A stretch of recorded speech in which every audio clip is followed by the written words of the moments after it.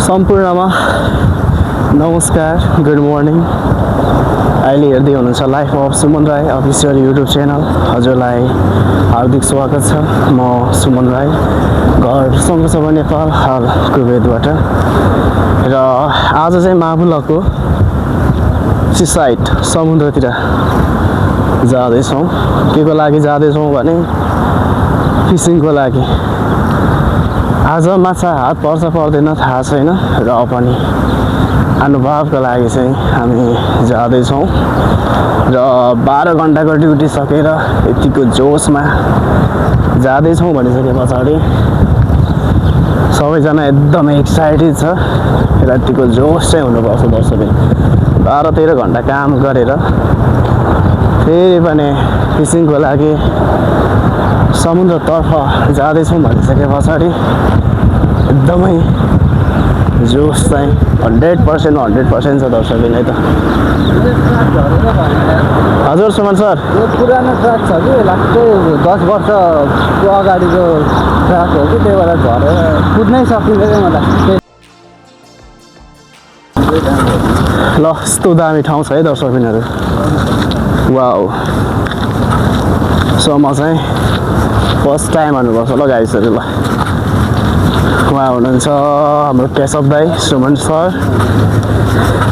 के छ, आरामै छौँ नि हामी? एकदम ल ठिक छ। आज माछा हात पर्ला त केशव सर? कोसिस गर्नुपर्छ होइन? कोसिस गर्नुपर्छ, सफलता अवश्य मिल्छ नि त। ल ठिक छ। र हामी समुद्रतर्फ पुग्न लागेका छौँ दर्शक।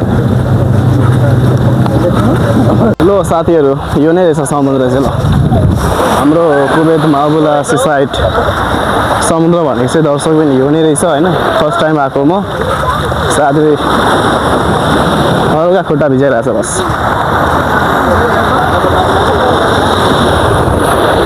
ल समुद्र यही हो दर्शक। साथीहरू अगाडि बढ्दैछन्, म यसरी भिडियो सुट गर्दैछु। साथीहरू स्विमिङ गर्दैछन्। ल यहाँको दृश्य एकदमै राम्रो छ गाइजहरू है त। तपाईँहरू पनि कुवेतमा हुनुहुन्छ भने पक्कै पनि यहाँ नआउने त कम नै हुनुहुन्छ होला। शान्ता के छ, आरामै हुनुहुन्छ नि? अभिषेक सर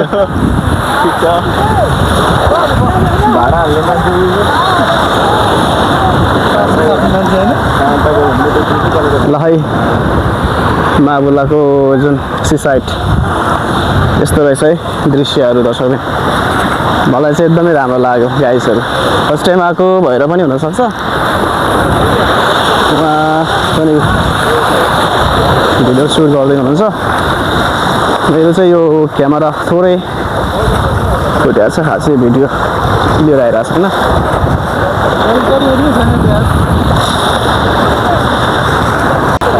ल गाइसहरू, अब चाहिँ स्टार्ट भइरहेछ। कुन तरिकाले माछाको पासो राख्ने हो भन्ने कुराहरू म चाहिँ थाहा पनि छैन।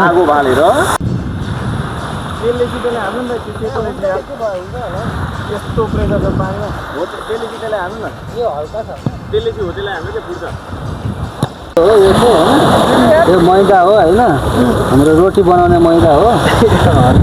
यसरी हाल्ने हो, यसरी होइन, यसरी छिटाएर।